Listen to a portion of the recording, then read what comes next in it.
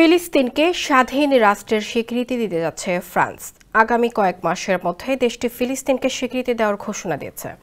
স্থানীয় সময় বুধবার ফ্রান্স 5 টেলিভিশনের সাংবাদিকদের সঙ্গে আলাপে এ কথা জানান ফ্রান্সের প্রেসিডেন্ট ইমানুয়েল ম্যাক্রো। এ সময় ফরাসি প্রেসিডেন্ট আরও বলেন, চলমান ইসরায়েল ফিলিস্তিন সংঘাত নিয়ে আগামী জুনে জাতিসংঘে একটি সম্মেলন হবে। সৌদি আরবের সঙ্গে ফ্রান্সের সম্মেলনে কো-চেয়ার হিসেবে দায়িত্ব পালন করবে। এই সম্মেলনে ফ্রান্সের পক্ষ থেকে ফিলিস্তিনকে স্বীকৃতি দেওয়ার বিষয়টি চূড়ান্ত করতে চান তিনি। ম্যাক্রো আরও বলেন, তাদের অবশ্যই ফিলিস্তিনকে রাষ্ট্র হিসেবে স্বীকৃতির পথে হাঁটতে হবে, তাই আগামী কয়েক মাসে এটাই করা হবে।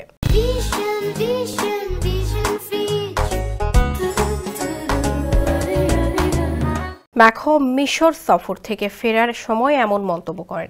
এ সময় গাজা সীমান্ত পরিদর্শন করেছেন তিনি। এদিকে ফ্রান্সের এমন সিদ্ধান্তে চটেছেন ইসরায়েল।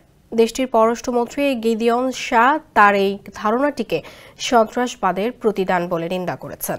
তিনি বলেন, যে কোনো রাষ্ট্র কর্তৃক একটি কাল্পনিক ফিলিস্তিন রাষ্ট্রের একতরফা স্বীকৃতি সন্ত্রাসবাদের প্রতিদান এবং ফিলিস্তিনের স্বাধীনতাকামী সংগঠনকে শক্তিশালী করা ছাড়া আর কিছুই হবে না।